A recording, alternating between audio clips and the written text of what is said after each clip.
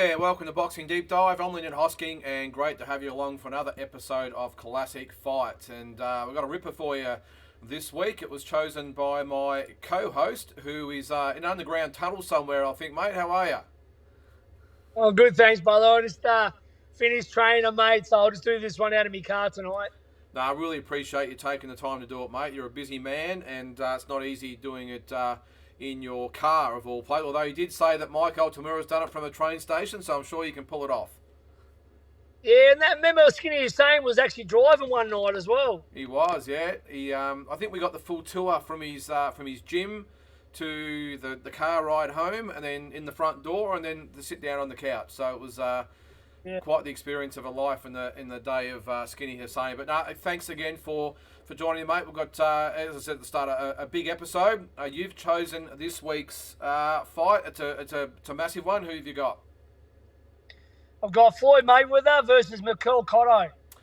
What a fight this one was. Back in 2012, you can see there for the World Welterweight Championship at the MGM Grand in Las Vegas. Now, I've got to say, mate, I was actually at this fight. I was lucky enough to be there.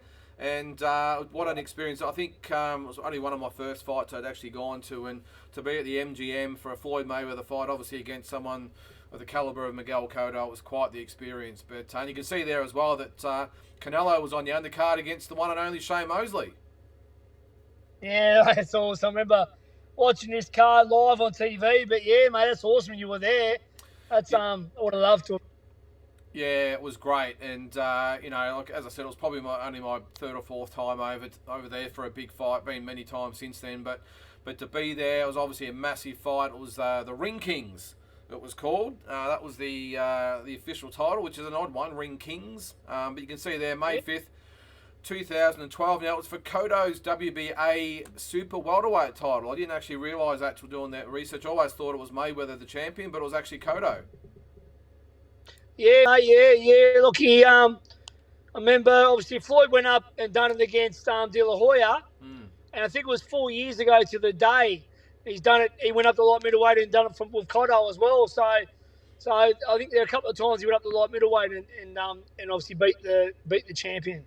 Yeah, he did. We'll go through their records and all their achievements in a minute because there's that many of them. It's hard to keep track. But as I said at the start, it was May 5th, 2012, the MGM Grand in Las Vegas. Mayweather 42-0 with 26 KOs. Cotto 37-2 with 30 KOs. He was the defending champion, even though he entered second and was entered first and was introduced first. Of course, it's Floyd Mayweather, so he's going to get all the perks. But interesting one here, Tassie. Mayweather earned $45 million and Cotto earned $8 million. So there's only one A side when you're fighting Floyd Mayweather. Yeah, that's right, mate. Wow. And this was just before too, where Floyd was going on a little holiday for a while too. So this is the last fight. Was it after this fight? I think he went, did he? Yeah, it was, yeah. Yeah, I remember he got out when it was over and he had the hair, which was a little bit odd. But, now it was the weights. Mayweather was 151 pounds. Cotto was 154 pounds. So, obviously, it's super welterweight. Mayweather only fought there once before. It was against Oscar De La Hoya in 2007. So, it was his second foray up to the division. Now, going into the fight, Tassie, a little bit different for both of them. Mayweather obviously had the retirement, we'll call it, after he beat Ricky Hatton in 2007. He came back in 2009 and beat Juan Manuel Marquez. He then beat Shane Mosley in 2010 and then Victor Ortiz in 2011. Before that, he was a 5-time world champion in different weights. So he'd won titles at super featherweight, lightweight, super lightweight, welterweight, and super welterweight. So just a phenomenal fighter, and obviously, 50 and over to retire, so not a bad fighter. Yeah, mate. Look, Floyd's Floyd. He love him, I hate him, whatever people like. He had a great career. I liked him better at super featherweight, lightweight because he was just so fast and explosive, and back then he was a real aggressive fighter. Like he was in and out with fast combinations. People see the later version. People need to remember. He was a small guy. He wasn't really... So to fight these big welterweights like middleweights, like he was really going above himself because Floyd was naturally a smaller guy, so Floyd could have stayed a lightweight or super waterweight, probably. I mean, super lightweight his whole career. But the big fights were up in the waterweight, light middleweight division. So he went up there. But people got to remember when he got older, he had to adjust to his age and his legs obviously couldn't do what they used to do. So he had to slow the pace. Could you know what I mean? So people don't really understand that Floyd done an amazing job fighting those bigger guys, and look, they don't call him the GOAT for no reason. Yeah, that's right, mate. And Cotto, on the other hand, had also won world titles at 4 different weight divisions. He started at super lightweight, won the that was in 04, won the welterweight title in 06. The other version of the welterweight title again in 09, and the WBA junior middleweight title in 2010. I didn't actually realise either, Tassie, until I was doing the research. 3 of those world titles, they were vacant titles, which I didn't actually know. He'd only actually won the one title off the champion, which was against Yuri Foreman in 2010, which is, as I said, a statistic I wasn't aware of. Yeah, I wasn't able to know. Yeah. So he'd had some big wins leading into this. He was obviously the more active fighter. He'd had wins over the years over obviously Paulie Malignaggi, Zab Judah, big fight against Shane Mosley. The controversial loss against Antonio Margarito in 2008. He was stopped in 11 rounds there. That was his sole loss at the time. He lost another fight, to Pacquiao, obviously, as well. So he'd also beaten Joshua Clottey. Yeah. Had that fight against Pacquiao, as I said. Yuri Foreman had the 12th round stoppage of Ricardo Mayorga, who always gave everyone trouble. And then he'd avenged the loss before this against Antonio Margarito, which I think would have been a big weight off his shoulders, you think? Because, I mean, that first fight would have weighed heavily on him. And I think that fight was something that he really needed to get his career back on track. 100%. Yeah, he definitely had to get revenge over Margarito due to the hand, the wraps and all that stuff. But he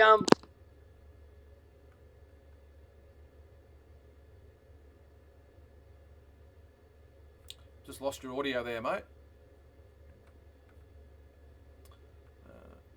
Just lost your audio there, mate, for a second. If you can get it back there. And we're back after a little bit of a pause there. But go ahead, Tassie. You were speaking there. The fight with Joshua Clottey was tougher than people expected. That was a war. So, he copped a lot against Margarito. He copped a lot against Manny. And the Clottey fight was a lot of damage too. The Judah fight was a tough one as well. But the Clottey fight was, Clottey really gave him a lot of problems. So, a lot of wars Cotto had. But the revenge, the loss to Margarito, he definitely needed that for sure. Well, that first Margarito fight, I mean, even though it was 4 years before this fight, that would have taken a hell of a lot out of any fighter, because the amount of punishment that he took in that fight, and as you said, against Clottey after that as well. So it had some wars, but as I said, he'd redeemed himself with the fight with Margarito, and he did look a little bit fresher at this weight as well, at a super welterweight. It looked a lot stronger and harder. So I think that maybe offset the damage that he'd received in those other fights. But at the fight on the night, he was just he fought really well, and I think even though we'll see later that Mayweather obviously won the decision, it was a really good, tough, even fight, and I thought Clottey really did his reputation no harm and fought a great fight. Yeah, 100%, mate. And you got to remember, and they said it during the fight, because I rewatched it last night, Cotto's a naturally bigger man. So at the Olympics, well, I mean, Mayweather was a featherweight at the Olympics in 96. Cotto was a 2000 Olympian. I think he was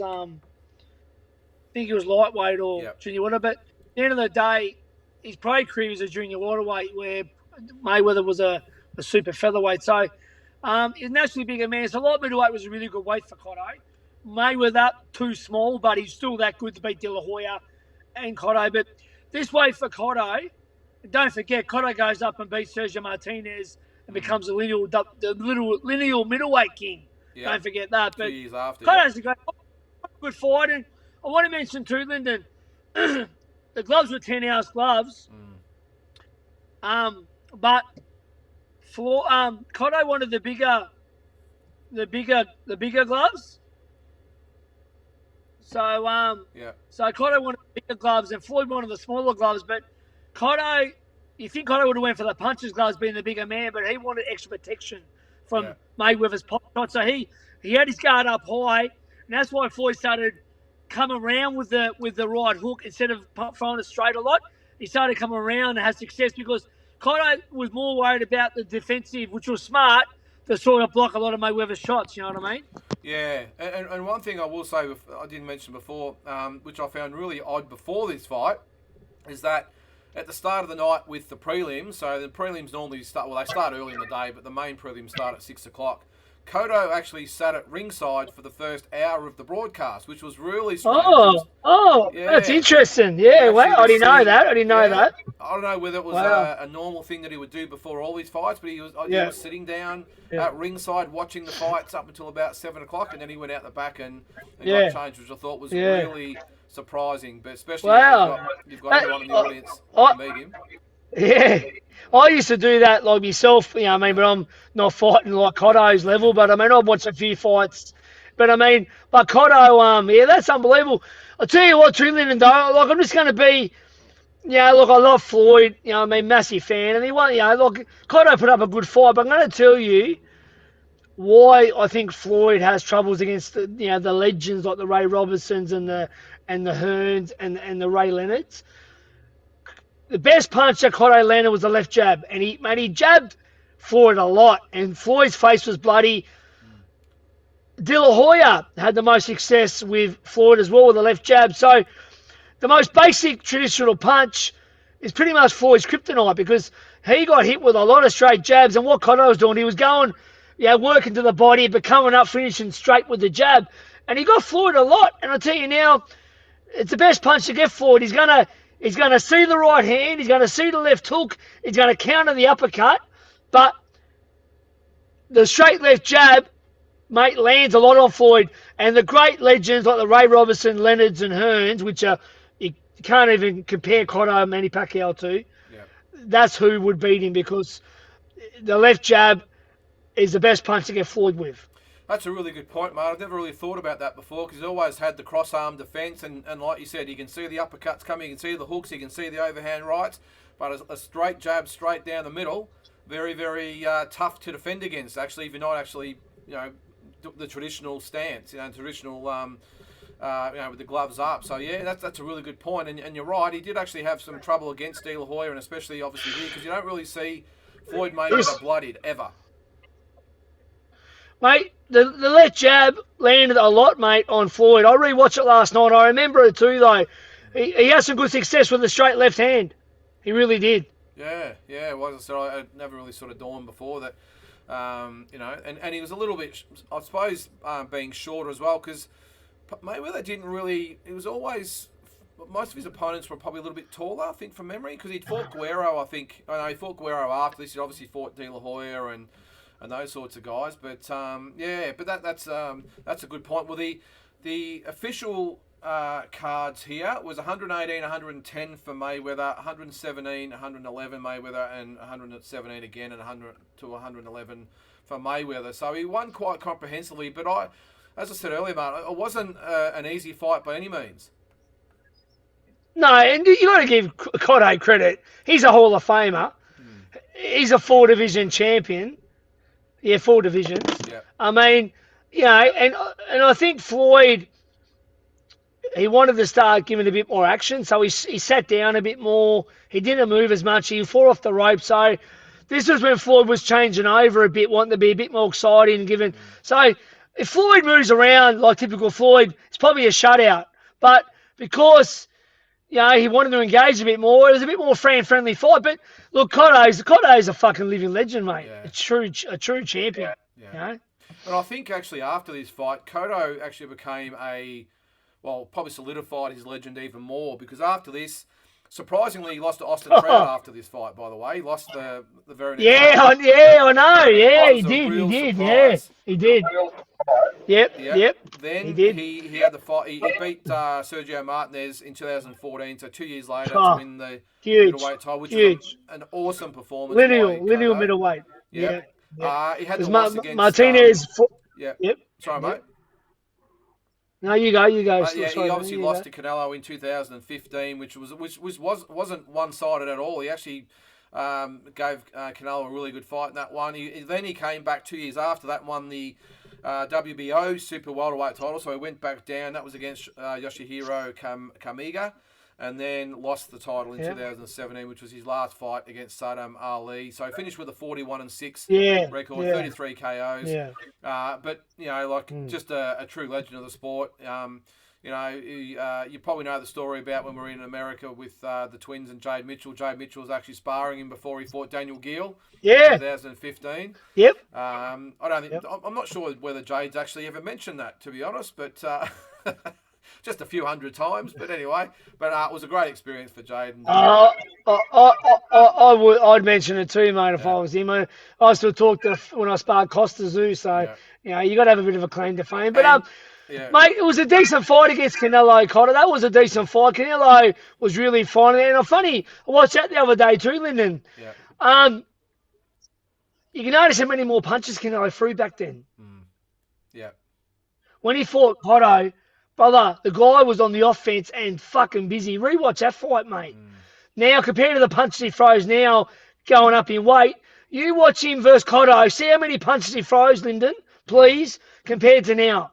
Yeah. Yeah. No, I hear you. Yeah. Even though he's the king. Yeah. I love Canelo, but you watch the difference with that extra weight. He throws nowhere near the punches that he used to throw, mate. Yeah, even super middleweight, not as much. I think middleweight was probably his division. I think, that was it. That was his peak division.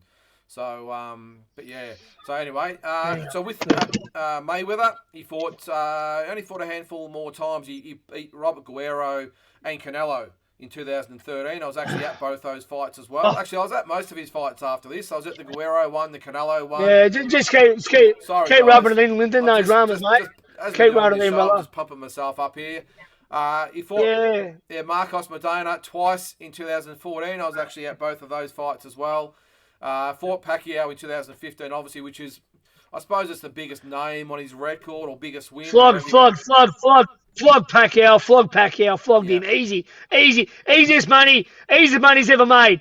Robbing a bank, easy work. Flog Pacquiao. Hello, Filipino fans.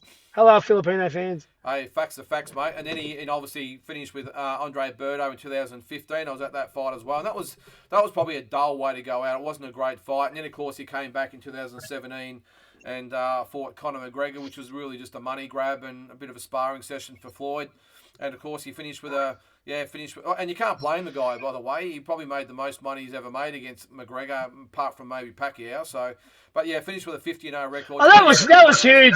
That was huge. This other crap lately has been that had a bit of meaning because McGregor was knocking people out in the UFC and he was the king. The stuff now, forget about. But that still, you can allow that one because people did think he knocks all these people out in MMA. Fuck, can he catch Floyd? But they don't understand the difference. But I got to sort of, even though I didn't watch that live. I deliberately didn't watch it. But that you can sort of pass that one because you got a king of one sport, king in another sport. But the TikTokers and YouTubes and the Peter Manny artists, TikTokers, you can't condone that. But when you think about it, mate, that was probably the first fight that probably started all this YouTube, TikTok sort of stuff. The Mayweather Conor McGregor fight, because that's when it was like, okay, that's a really good idea. Maybe we can match up this guy, and and away we go. So look, I couldn't help myself. I did get the fight, but at the time, fight fans really gave McGregor a legitimate chance to beat Mayweather. Obviously, he got absolutely embarrassed by Mayweather, but at the time, people actually gave him a shot. Million percent. Yeah, they did. So anyway, that was Mayweather Cotto, Ring Kings. I didn't actually mention before, got 1.5 million buys, pay-per-view buys, so quite a big event at the time. So I think back then about 1 million was the hit for a really big one. This got 1.5, and of course he got the 4.4 against Pacquiao 3 years later, and I think he almost broke that against McGregor, but didn't quite get there in the end. I think it's still Pacquiao Mayweather is the number one pay-per-view of all time. So, love him or hate him, Tassie, he was the man. He was the ruler of the boxing sport for many, many years, and he was the king, and he retired the king. Only jealous bums don't like Floyd. If you don't like Floyd, you're a jealous bum. Yeah. Because he's done. You don't know him. He's done nothing to you. And don't talk about what he's done in this and that, mate. Mike Tyson's been accused of shit too. Everyone's at their trouble, mate. No one doesn't know ins and outs. No one knows anyone. Now, everyone should have shut their mouth. Respect sportsmen. Don't comment about sports stars because you don't know them personally. Yeah. So just enjoy him. You might not like him, for whatever reason, but just respect these guys because you're paying to watch them, and that them. They don't know you. Floyd doesn't know who you are, but you know who he is. Yeah. Simple as that. Well, end of the day, we pay to be entertained, mate, and that's what they do, and who really cares about everything else? So, but that was Ring Kings. As I said, two great legends of this sport. Mayweather, obviously, one of the top ones of all time. Cotto, definitely a Hall of Famer at some stage. So, actually, I think he's going to be inducted this year, I think. So, I'll be there for that one too. That should be awesome. So, yeah, good. Mate, just keep rubbing it in, Lyndon. No dramas, mate. Sorry, I've actually, it's all been about me tonight, hasn't it? It's been me. Yeah, all good, mate. Yeah, on the soapbox. All good, mate. All good. Hey, I'm sure people out there want to hear. I'll just yeah. Anyway, I'll just mention Richie Rolls again. No, mate. Thanks, mate. I'll just talk about Richie Rolls. Keep bringing it up, mate. I'll keep going while I can. But no, thanks, Tassie. Great to have you along, mate. We'll be back for another episode of Classic Fights next week. Hope you can join us. Get those suggestions in our inbox or comments, whatever. And don't forget to like, subscribe, share, all that stuff. And we'll see you next week. Thanks, Tassie. See you, mate. On your